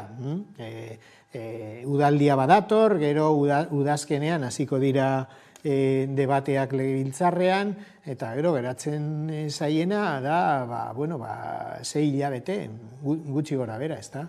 Niretzat, momentu honetan, kezkagarriena, segregazioarena bai, kezkagarria da. Kezkagarria da normalizatzea Europa osoan gertatzen ez dena, eta da, euskal ikasleen erdia itunpeko ikastetxetan dabiltzala, eta hori ez da estatu mailan, ez da Europan ere. Orduan, zuk aipatu duzun zerbitzu publikoaren funtsesko kontzeptu hori nola agertuko den legean, eta, kuotena bai aipatu da, eta eztabaidan sortu da hori, baina aipatzen ez dena da, justuaren orain, ume gutxiago daudela eta ikasle gutxiago daudela, nola jarraituko dugu daukagun orekarekin eta dauzkagun hainbat lerro, hainbat zentruekin, eta suposatzen dut, etorkizunari begira, hainbat zentru desagertzeko zorian egongo direla, eta hori nola konponduko dugun ea publifikazio tresna mantenduko dugun, aurreko legean zegoena, eta, hori beste erronka bat da, inork ez du ezer esaten horretaz, baina denok dakigu natalitatea bertan bera dagoela, eta etorkizunari begira, igual ez orain, baina 10 edo 20 urte begira, arazo potoloa izango dela, igual ez segregazioa bezain larria, baina aintzat hartzeko modukoa, bai? Bai, ez da nire kezkak badira asko, ez? Baita ere agian faltan botatzen diren, beste hainbat kontu badaudel, jaso ditugu eragile batzuek, ez, egin dituzten erreakzioak, oraindik ere ziurrenik eguna bukatu, eta aste honetan zehar, ez, beste hainbeste hartuko zaizkigula, baina ea zer dioten. Azken urte honetan hezkuntza arloko eragileek eta sindikatuek parte hartu dute eta orain azken testua ezagututa balorazioak egin dituzte. Euskalgintzaren Kontseiluak balorazio orokorra egin du eta kritikatu duenez, aurreproiektuak ez ditu jaso hezkuntza komunitatearen gehiengoak eta sindikatuek euskararen inguruan egindako eskaera nagusiak. Besteak beste azpimarratzen du, bi hizkuntza ofizialak menderatzea bermatzea helburu gisa zehazten zela eta orain aurreproiektuak bermatu hitza baino sustatu hitza erabili du. Kontseiluak dioenez zehaztasun falta dago eta hobekuntzak behar ditu. Lege honek euskararen aldeko zehaztasun gehiago behar du. Legeak euskara gehiago behar du. Bestalde sindikatuei dagokienez, elak behin-behineko balorazioa egin du. Sindikatuak dioenez legean azaleko aldaketa batzuk besterik ez dira egin, eta gaur egungo sistemaren betikotzea bilatzen du. Komisiones Obreras aurreproiektuaren aurka azaldu da. Eskola publikoaren kontrako mehatxu bat dela dio. Esteila sindikatuak berri salatu du legea hezkuntza komunitatea kontuan hartu gabe egin dela. Horrekin batera adierazi du segregazioaren aurka ez duela pauso zehatzik eman, dokumentuak ez baituela zehazten itun unibertsala mugatzeko baldintzarik izango den, eta euskarari dagokionez ez dagoela aldaketarik. Labek ordea dioenez legeak sindikatuaren ekarpen batzuk onartu ostean, testua hobetzeko eragiten jarraituko du. Azkenik alderdiek euren balorazioa ere egin dute. Sinatzaileak izan da, akordioarenak eta ezagutzea horretik onartuko den testua kezkagarria da. Aukera historiko baten aurrean gaudela euskal hezkuntzaren eraikuntzan jauzi bat emateko. PSEek oraindik zuzendu beharrekoak daudela esan du. Elkarrekin Podemos adierazi du kezkagarria iruditzen zaiola oraindik testua ez ezagutzea. Ta azkenik EH Bilduk balorazio positiboa egin du. Tira ez, guztizko iritzar daude, baina tira zuek mai gainean jarritako puntu nagusiak hor daude, ezta? Eta gero egia da bi greba izan zirela tartean, eta, bueno, ez, espero daiteke agian ikusita purat eragile sozialen eta lako plataformen iritziak etorriko direla gehiago. Bai, nik uste dut beharrezkoak direla, batez ere dagoena ez dakit akordio egokiena edo arau egokiena, eta nik uste dut oraindik jendea dagoela prez kalera ateratzeko. Eta gero aipatutakoa, zenbat aldiz esaten dugun gai bati buruz hitz egiteko edo ekarpenak egiteko zehaztasunak oso garrantzitsuak direla, ez? Osea, testu orokorra baldin bada, azken finean interpretazio asko egon aldira, ez? Eta horren arabera, dinot, hitz egitea ez dauka zentzu handirik. Orduan nik uste dute garrantzitsua dela testu publikoa izatea eta jende guztiak eskuragarri izatea, batez ere hori ekarpenak egin ahal izateko. Eta behin ikusitan ikusten dut bai, jende aterako dara berriro, salatu behar dena eta aldarrikatu egin beharko dana. Baina horre, aipatu dira tartean kontzeptu aldaketak ere, ez? Batzuetan badirudi hizkuntzak berak bastuela xola, edo bintzat jasota gertatzen dela, ez? Baina agian kontzeptuak aldatzen ere jendea sarratu egiten da. Euskararen kasuan nik ulertzen dut sailaren jarrera eta ustea legean ez ondo esarrita igual edo ez oso ondo zehaztuta ze azken finean ereduekin arazoak egon dira. Katalunian ere murgiltze sistemaren mugak ikusi ditugu dinot arlo konstituzionalean, bai? Orduan, ez aipatzea edo ez zehaztea igual da bide honena hori ekiditzeko. Konstituzionalean ultraeskuinaren hori aipamenak edo eskaerak saiesteko, bai? Ikuspuntu horretatik ondo ikusten dut, eta ni ziur nago legebiltzarrean dagoen gehiengoak ez duela kenduko euskara erditik, eta erditik egon behar da, eta erdian egongo da, bai? Gero, langileen kasuan, greben kasuan, ulergarria da, pentsatzea, zure lanpostuak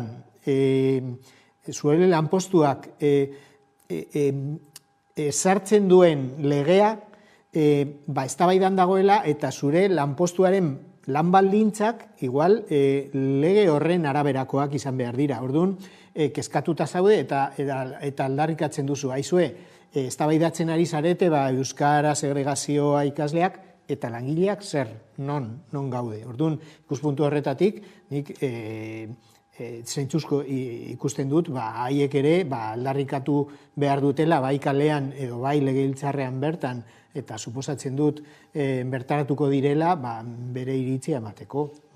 Lehen aipatu duzu, hori ze garrantzia daukan edo hitza edo kontzeptua, Osea, kontseiluek edo kontseiluen arduradunak esan zuena izan zen Zirriborro, euskara bermatu hitza agertzen zela eta orain da sustatu.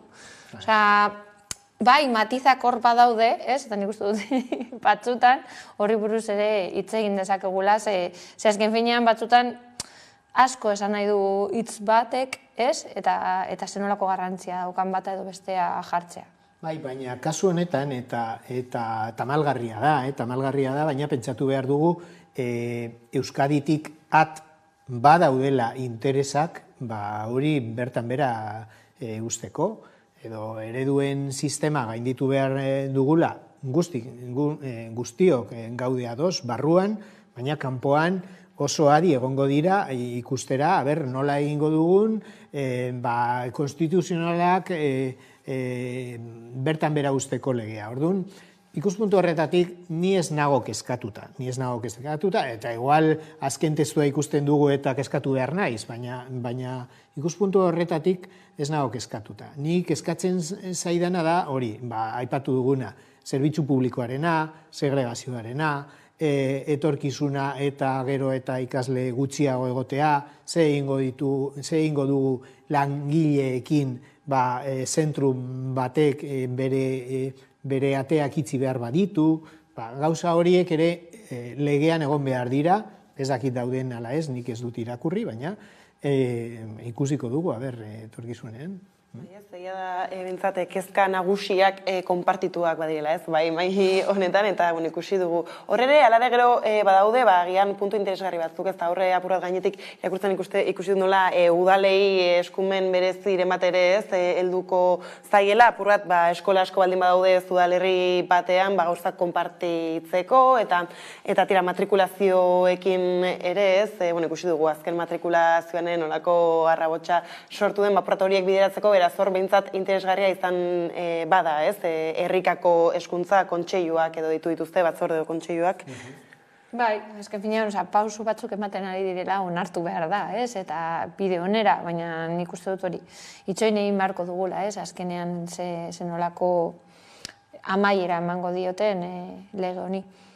Zuk lehen, Laitz, aipatu duzu nola azpiegituren edo zentruen mantenimendua eta lanak eta obrak, eta oso interesgarria da pentsatzea hezkuntza ez dela bakarrik jaurlaritzaren kontua izan behar, baizik eta interinstituzionala. Hau da, instituzio guztiek daukate paper bat babesteko geure hezkuntza sistema. Eta aipatzen da ume bati hezkuntza emateko tribu osoa behar dugula, kasu honetan bai, instituzio guztiak behar ditugula, batzuk azpiegiturak mantentzeko, beste batzuk finantzatzeko, eta beste batzuk irakasleen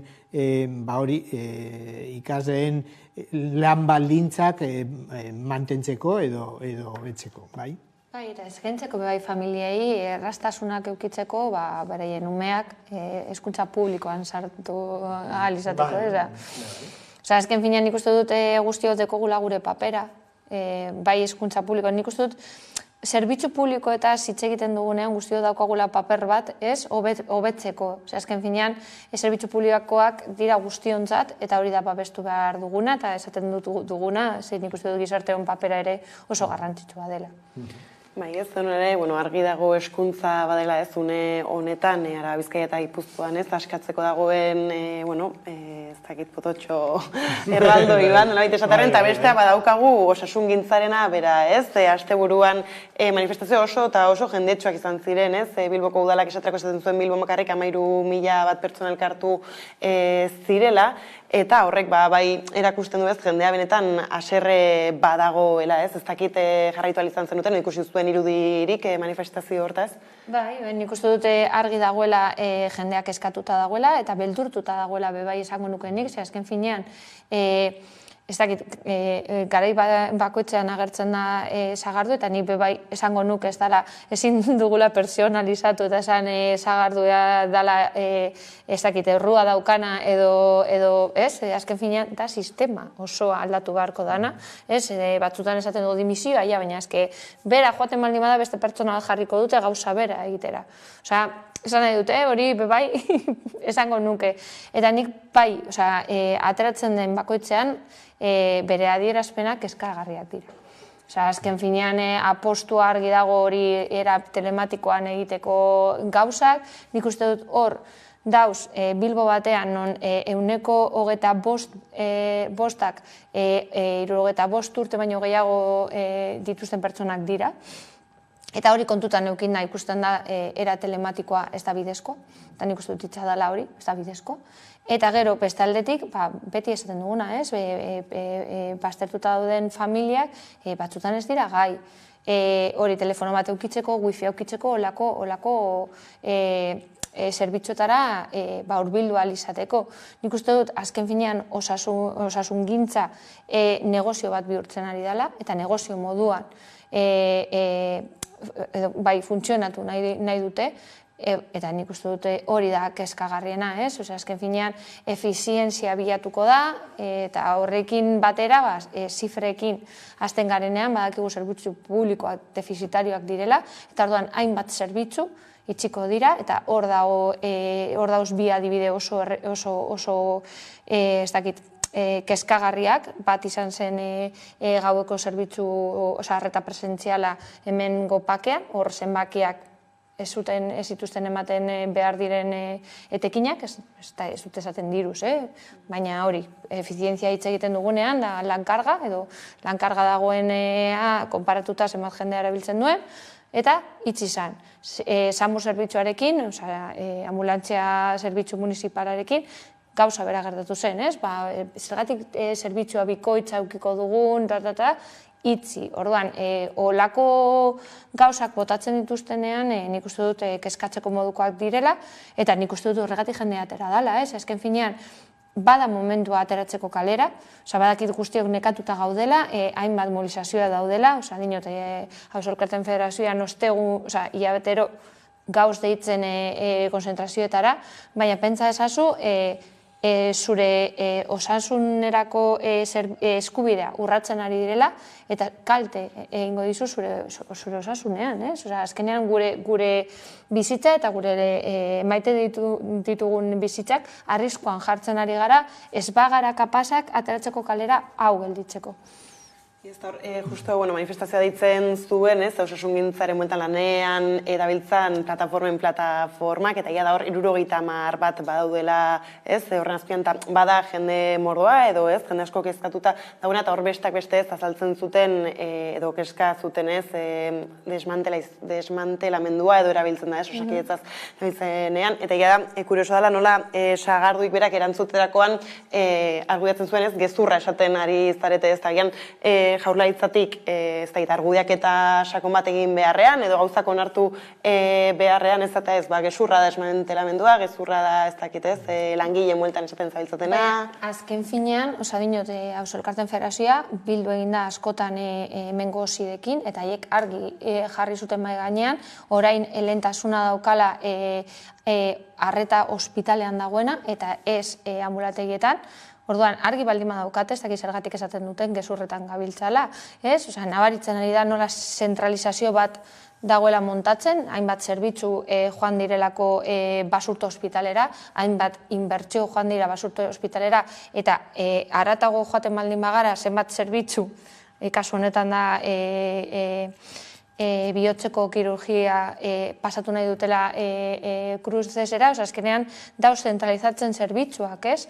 Zerbitzuak ez dira zentralizatuko zure ambulategian, orduan lehen arreta dagoela zalantzan, dagoela desmantelizatzen, baina bino desagertzea dagoela, eta gainera ez dauka zentzurik, zu mosten baldin baduzu atzamar bat, sukaldatzen, ze joango zara urgentzietara, benetan, pues igual ni neuk har dezaket taxi bat, momentu honetan ez, baina bueno, taxi bat har dezakezu, baina amona bat ez da joango urgentzietara bakarrik horrezegatik, baina ambulategira bai joango zan.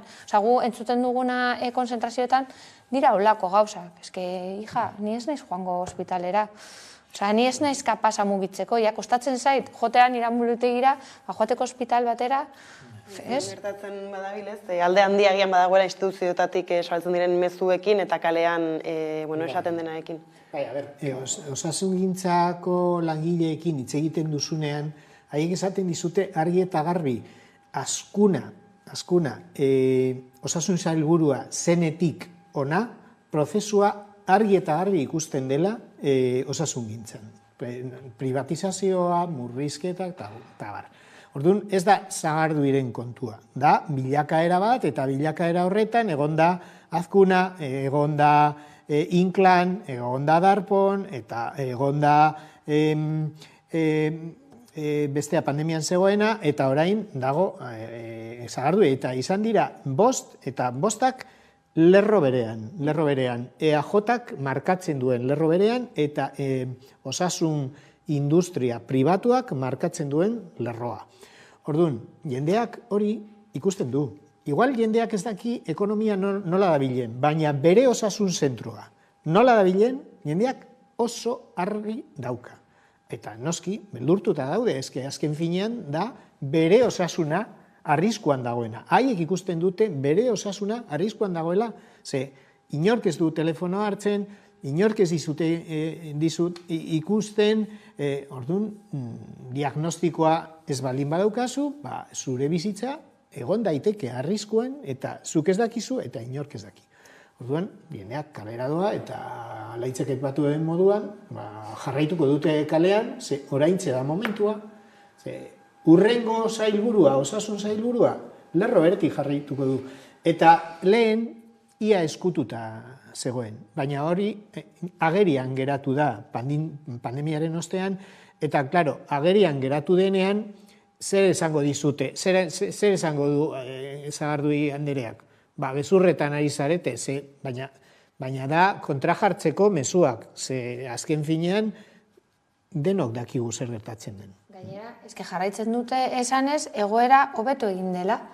Eta hori da, onartu ezin duguna, ze azken finean egon zen monografiko bat parlamentuan, non agertu ziren datuak, eta horiek bai esaten dute, hobeto dela gezurra, hutsa, datuak hor daude, hori itxaron zerrendak, espezializazioak, operazioak egiterakoan, eta datuak bai ez dute gezurra esaten, orduan nik uste dut hori ere garrantzitsua dela, eta zuk esan duzuna, nik horregatik ez dut nahi personalizatzea eta esatea, Sagardui, nik ikuste dut ibilbidea argi dagoela, pandemia aurretik hasi zen historia bat, zuk aipatu duzu beste garai batekoa hasi zala, baina argi zegoen pandemia aurretik gu bildu ginen osirekin pediatria zerbitzuak murrizten ari zirelako hainbat tokitan. Eta ze pandemia aurretik, pandemia itzakita hartu, sartu dira neurri pila bat, gelditu direnak orain, eta jarraituko,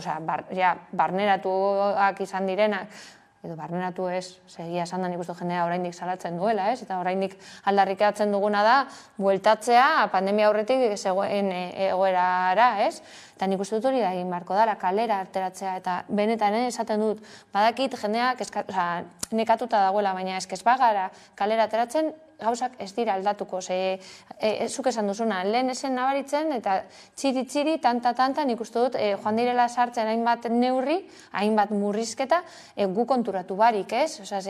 Nik badakit, igual, pertsona batzuk pasekietela, igual gaixotasun oso zehatza zeukatelako eta orduan beraien zerbitzuetan joan zirelako murrizketak egiten, ez? Ni pediatriarena jakin izan dut, hauzo elkarten federazioan nagoelako eta jendea deika egon zelako. Igual ez nintzen enteratuko zenik umeak ez ditudanez, eta nik uste dut hori hainbat esparrotan gertatzen ari dela. Enteratzen gara, ukitzen gaituztenako, ez? Edo gaituztenean. Eta hainbat espazioetan segurazki murrizketak egon dira eta ez gara konturatuko agerian geratu arte. Bakarrik behar dituena konturatzen da. Noski, baietz. Horregatik nik uste dut jendea. Eta kalean aipatzen du jendea. Claro, baina hori da. Nire espezialista, nire medikoa, nire analiziak, eta dena dago, eta 20 urteko bilakaera da. Eta pentsatu behar dugu, IMQ-ren aurrean noren eskultura dago. Azkunaren aurpegia. Eta hori da, handik ona sortu den bilakaera, orain nabarmena dela, eta eskutatzeko modukoa ez dena. Baina batzutan hori, egon dira adierazpen batzuk nola inbertsioa handitu dela, baina eski inbertsioa ondo begiratzen baldin baduzu, kopur bat joaten da esku pribatuetara, hainbat... 100 milioi. Esko hori da, hainbat froga, esku pribatuetan gertatzen dira, eta osasun gintza publikotik bederatuta. Hemen ezin dizugu hau egin, baina joan ez dakin nora, zedekogu akordio bat, akordio hori aipatzen duzunean, ez duzu aipatzen, zuk ordaintzen duzun akordio hau, eta zuz ordaintzen enpresa pribatu bati froga publiko bat egiteko. Eta lehendakariak askotan aipatzen du, ezke Euskadi da inbertsio publiko gehiena duen osasungintzan, baina gehiena esku pribatuetara doa. Gaina ni konparaketak ez ditut onartzen. Bebai, Elena Letek, behin datuak ikusita, ezin dituzu esan gezurrak direla, porque datuak dira, hori monografikoan agertu zirenak, berak esan zuen, dinot estatu mailan onenak zirela, digo, puzke guai. Hori da zure erantzuna? Dana doa pikutara, baina besteak apur bat okerrago daudenez, ez da inbesterako, dinot. Nik uste dute hori ezin dugula onartu. Askotan esaten da mal de todos, eta irupu. Eta oraintxe, Gernikara joko dugu, izan ere gaurkoa efemeriden egun ere badugu. 86 urte betetzen dira gaurko egunarekin ez, Gernikaren bombardaketa edo Gernika bombardatu zutenetik, eta badugu kameraren beste aldean batetik Ibon Meñika, Gernika Memoriaren lekuko plataformako kidea, eta bestetik Lander García Martxoak 3 elkarteko kidea, kaixo biei. Eso es, nada. Zaituztegu hor festan, apur bat. Kaixo, ondo etorri bioi. Eguerdion. Kaixo. Agian hasteko hori aipatzen ibili gara ez, nola gaurko egunarekin 86 urte diren Gernika bombardatu zutela. Agian igual Ibon hasteko konta iguzu nola iristen zareten urtemuga honetara. Bai, testingurue beti izaten da berezia eta aurten igual apurtxuet berezioa bihurtu da, ez? Gaurko eguna efemeride begira.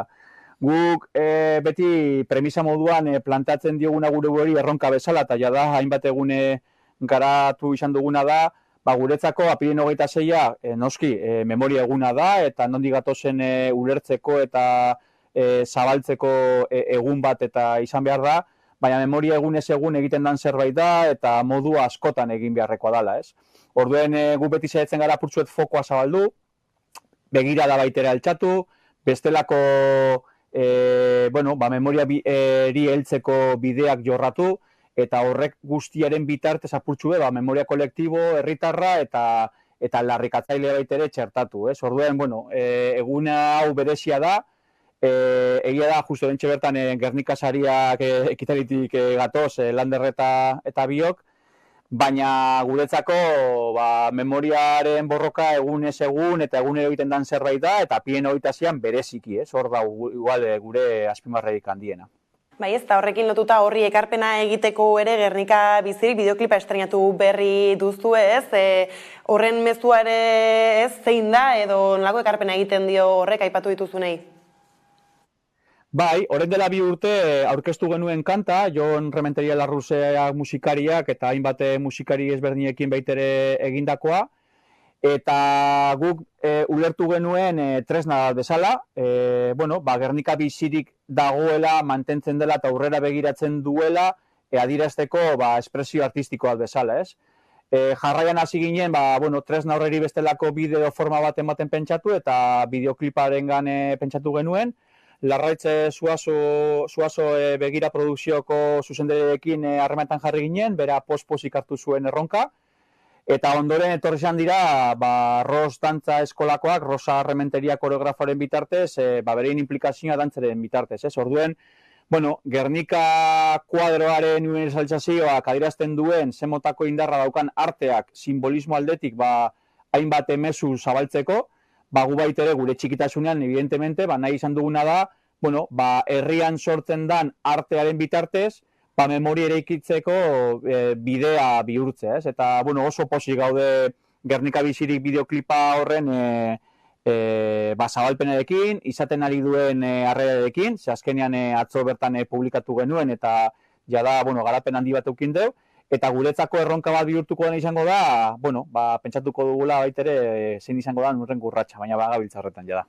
Gero, Lander Ribon, memoria, herri honek ez, memoria justu bat mantendu dezan lanean zabiltzatela, gaur Felix Bolaños, Espainiako gobernuko ministroaren bisita, hainbat medioren ez dakitez, portaetan ikusi dugu ez, Urkulluk berak egindako lehen adierazpenak ere ez, horrekin lotuak baziren nola erreparatzen diozue horri? Azkeneko egun honetan notizia bihurtu da, ez? Eta esanguratsua bihurtzen da, ez? 86 urte eta gero, Gernika fasismoak bombardetu eta gero, egia aitortze reparazio eta justizia terminetan aurrera pausu gitxi hamarkadetan egin eta gero, Madrileko Espainiar gobernuko kide bat etortzea notizia bera bihurtzea, bere baiten esanguratsua da, ez? Eta maila batean horrek adierazten duena da, hamarka horietan zehar Espainiar historia garaikide horretan lotura izan diren elementuetatik nahiko etendura eskasa edo gutxiko elementua bihurtzen dela, ez? Termino demokratikoetan edo bizimodu demokratikoaten ongo bagina, seguramente hori ez litzatekela izan beharko notizia, baina egun bada, ez? Orduen noreteko salbuespen edo egoera berezi baten lekukoa da, ez? Eta gero guk ñabardura batzuk egiten ditugu, ez? Bere, etorrerak suposatzen duenarekiko, ez? Batetik, berak baitere igez, Espainiar Senatuan adierazi zuen gaur eguneko estatu Espainiarrak ez daukala inongo erantzunkizunik orduan gertatu zanaz. Guk adierazten dioguna da, gaur eguneko ez du ezagutzen duguna, Gernikako errautxeetan oinarritua edo eraikia izan dela besteak beste, ez? Beraz, erantzunkizuna erabatekoa eta agerikoa da baduela. Bigarrenik aipatu neko niokena da, gauza bat dela estatu eta beste bat gobernu, ez? Eta biek ala biek egiteko asko daukate, oraindik orain, etxeko lan asko daukate egiteko memoria, Gernika eta horrek ordezkatzen duen guztiarekiko, eta Euskal Herrian desentetxu dakigu horren kontua, eta martxoak 3 elkarte hemen egonik, zer esanik ez. Eta hirugarrenik, gu konstinte gara eta aitortzen dugu, aurrera pausua da, norabide horretan, berandu datorrena, ez nahikoa izan daitekena, baina pausu bat dela horretan, eta guk aitortzen dugu baitere horrek simbolikoki adieraz dezakena. Konstiente garelako baitere gaur eguneko testu inguruan, gaur egun Espainiar gobernu osatzen dutenetan, badaudela marlasketetatik, ez? Eta torturen impunitateari Euskal Herritar askori esarretako tortura guzti horreri erabateko muzin egin izan duen gobernukide batetatik, eta baita ere, sentsibilitate komunistatara heltzen diren pertsonetara dagoela osatua gobernua, ez? Eta komunistek ere, frankismoak jasarriak eta persegituak izan direla konstientia gara. Orduen, gobernu horren osaketa integral horren bitartez, Gernikan egote horrelako egun batean, pausu bat da, norabide horretan egon daitekena. Baina, esan dako ez, etxeko lanak hemen deno ditugu eta bereziki, oraindik orain egia aitortza eta justizia terminetan inongo horrela pausurik emonez dituenak, 86 urtetan beraz pilak imiteko, ezta? Martxoak 3 elkartetik ere ez, tokatzen zaizu oraindik ere zurrunbilo memoriaren ez, zurrunbilo guzti honetan egoteak ados atoz Ibonek bota dituenekin? Bai. Nola ez, memoria osoa aldarrikatzen dugunok, memoria osoa ari gara, eta memoria osoa da Gernikaren bonbardaketa, eta hortik aurrera etorri zen guztia, eta gure kasuan nolabait izan daiteke nola hasi zen frankismoa, bonbardaketa horiekin, eta nola ustez amaitu zen, ez? Gasteizko sarraskiarekin adibidez, eta hortik ondoren etorri zen guztia. Eta memoria osoa ere bada, egin den guztia, eta egin ez den guztia azken 50 piko urtetan, edo azken 86 urtetan. Eta Gernikako kasua, adierazgarria da, estatutik partetik, nola, orain urrats simbolikoak egitera bere burua behartua ikusten dute. Uste dugu hori badela ere Euskal Herrian adibidez azken hamarkadetan egin delan guztiaren ondorio bat, baldintza batzuk sortu direla, eta orain, simbolikotik haratago gauza asko daude egiteko. Beraz, memoria osoari buruz ari garenean, guztia mahai gainean jarri behar da, eta guzti horren barruan badago ere bai, bakoitzak egin duena eta egin ez duena, eta ari naiz erakundeei buruz hizketan edo sektore politiko guztiek egin duten ekarpena. Eta herri eragileen izenean, tokatzen zaigu, sareak sortzea eta gaur bezalako egunak aprobetsatzea gure elkarlana indartzeko, eta beti gora eta herri eragile bezala saretzeko gaur Martxoak 3 elkarteak Gernika batzordearen eskutik hemen dagoen bezala herriz herri eraikitzeko memoria oso hori aldarrikatzen duguna, eta erakundeen papera pizkanaka etorriko da, baina beti jakin behar dugu herri garaipen txikien ondorio izango direla, ez? Eta orain sortzen ari diren baldintzak ezinezkoak litzatekeela aurretik egin den lan guztiak kontuan hartu gabe, eta badakigu nor egon den lanean beti, eta nortzuk egon diren beti, eta nortzuk ez. Eta Lander, bukatze aldera, ez, elkarlan, aipatu zuen elkarlan horretatik abiatuta, gaurkoan, eginkizun berezi bat eman dizuete, ez, sirena joko duzue pasialekuan, Laurak laurden gitzitan oker ez banabil, zer suposatzen du honek zuentzat, edo zer izango da hori? Ardura eta orea ere bai izango nuke, eta aldi berean, aipatu dugun bezala. Beste aurrera pausu bat sortu eta indartu behar dugun elkarlan horretan Euskal Herri mailan hainbat eta hainbat herri eragile egon badirelako herriz herri lanean, memoria sortzen, memoria eraikitzen, eta gainera, garai korapiltsuak ez, bizi ditugu, beti izan dira garai korapiltsuak memoria egiteko Euskal Herrian, baina azken bolada honetan ikusten ari garen zerbait keinu eta arantzadiren kontrako kanpaina, eta badago nolabaiteko eraso estrategi bat, memoria osoa, nolabait oinarri sendoak hartzen ari duelako Euskal Herrian. Eta hori defendatu beharko dugu, eta bide horretan jarraitzeko, jarraitu beharko dugu lanean, esan bezala, herri eragileen arteko sareak sortzen, indartzen, eta pizkanaka horrelako ekimenetan parte hartuz, eta aurrera eginez. Eta gaurko sirena ahotsa hori ozen entzun dadila, bonbardaketaren biktima guztien omenez, baina estatu terrorismoak, frankismoak eta estatuaren violentziak eragindako biktima guztien omenez. Eta hori da gure ardura, eta gure konpromisoa, eta horretan jarraituko dugu. Adi izango gara ordu horretan, ez? Hain ozen entzun dezakegun, hemendik ere, mila esker bioi tartetxo hau hartzarren gurekin konpartitzeko. Hurrengo. Venga, agur. Beso. Tira, ez, Landerrekor bestak beste aipatzen zuen ez, memoriare badela egiten ez den edo egin ez den guztia. Bai, nik uste dute argi utzi dutela, ez? Gogoratu behar da egin dana eta egin ez dena, ez? Eta nor egon da egiteko prez eta nortzuk ez, eta haiek aipatutakoa nik uste dute aurre lana ze garrantzitsua den argi gelditu dela, ez? Ze olako pausoak ez dira emateagatik, baizik eta atzean norbait egon dela bultzatzen eta presionatzen, eta horregatik igual eskertzea olako agendeek egiten duten lana.